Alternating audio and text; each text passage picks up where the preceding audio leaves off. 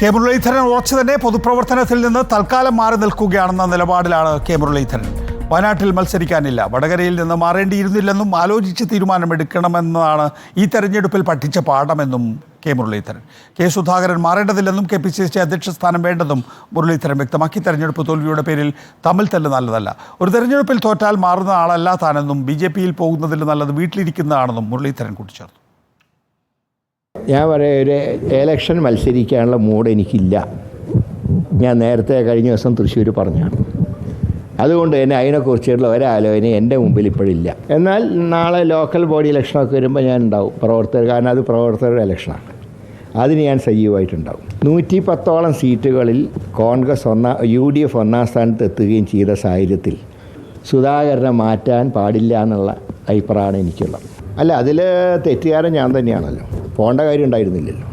അതാണ് ഈ ഇലക്ഷനിൽ പഠിച്ചൊരു പാഠം. ഇനിയൊക്കെ ആലോചിച്ചിട്ടേ ചെയ്യാൻ പാടുള്ളൂ. അതുകൊണ്ടാണ് നിങ്ങൾ അവിടെ നിൽക്കുക ഇവിടെ നിൽക്കുക എന്ന് ചോദിച്ചപ്പോൾ ഞാൻ പറഞ്ഞത് തൽക്കാലം ഇല്ല എന്ന് പറയാൻ കാരണതാണ്. BJPയിലേക്ക് വരണമെന്ന് കെ സുരേന്ദ്രൻ കഴിഞ്ഞ ദിവസം പറഞ്ഞു.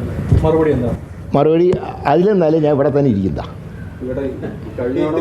അതിൽ നല്ല വീട്ടിലിരിക്കുന്ന നല്ലത്. PS രഞ്ജിത്ത് വിശദാംശങ്ങളുമായി. രഞ്ജിത്ത്, കെ മുരളീധരൻ എന്ത് സന്ദേശമാണ് നൽകുന്നത്?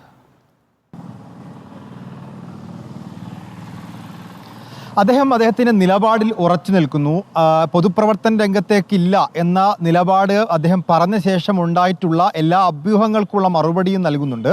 അതായത് പൊതുപ്രവർത്തന രംഗത്തുനിന്ന് വിട്ടുനിൽക്കുന്നത് ഈ തൃശ്ശൂരിലെ പരാജയത്തെ തുടർന്ന് മാത്രമല്ല, പുതിയ എന്തെങ്കിലും പദവികൾ കിട്ടുമോ എന്നുള്ള ലക്ഷ്യം വെച്ചുകൊണ്ടാണ് ഇത്തരത്തിലുള്ള ഭീഷണികൾ എന്ന രീതിയിലുള്ള വാർത്തകൾ ഉണ്ടായിരുന്നു.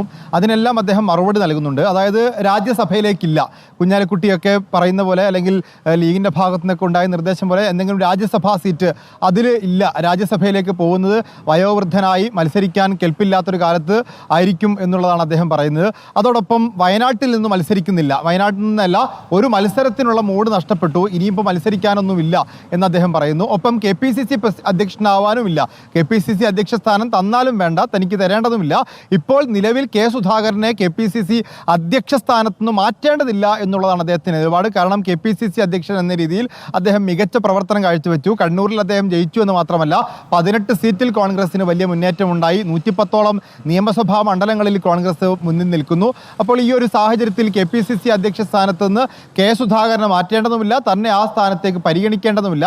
ഇനിയൊരു പൊതുപ്രവർത്തന രംഗത്ത് ഉണ്ടാവുകയാണെങ്കിൽ അത് പഞ്ചായത്ത് തെരഞ്ഞെടുപ്പിൻ്റെ കാലത്ത് പ്രവർത്തകർക്കൊപ്പം, കാരണം പഞ്ചായത്ത് തെരഞ്ഞെടുപ്പ് സാധാരണ പ്രവർത്തകരുടെ തെരഞ്ഞെടുപ്പാണ്, ആ കാലത്ത് തെരഞ്ഞെടുപ്പിൽ പ്രവർത്തകർക്കൊപ്പം നിൽക്കാം എന്നല്ലാതെ ഇനി പൊതുപ്രവർത്തന രംഗത്തേക്കില്ല, BJPയിലേക്കുമില്ല. BJPയിൽ പോകുന്നതിനേക്കാൾ നല്ലത് വീട്ടിലിരിക്കുന്നതാണ്. തനിക്ക് എന്തൊക്കെ നഷ്ടപ്പെട്ടാലും കോഴിക്കോട്ടെ ആ വീടിൻ്റെ പരിസരമൊക്കെ തനിക്ക് സ്വന്തമായിട്ടുണ്ട്, അതുകൊണ്ട് അവിടെ ഇരിക്കാൻ ആരുടെയും ഓശാരം വേണ്ട എന്ന മട്ടിലുള്ള പ്രസ്താവനയാണ് നടത്തിയത്.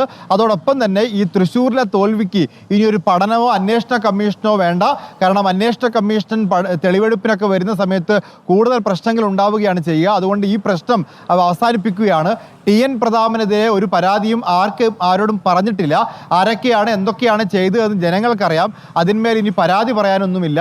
പിന്നെ കെ മുരളീധരനെ തോൽപ്പിക്കാൻ മാത്രം ഒരു വ്യക്തിത്വം തൃശ്ശൂരിലില്ല. അങ്ങനെ ഒരാൾ വിചാരിച്ചാലൊന്നും തോൽക്കുന്നയാളല്ല കെ മുരളീധരൻ എന്നും അദ്ദേഹം പറയുന്നു.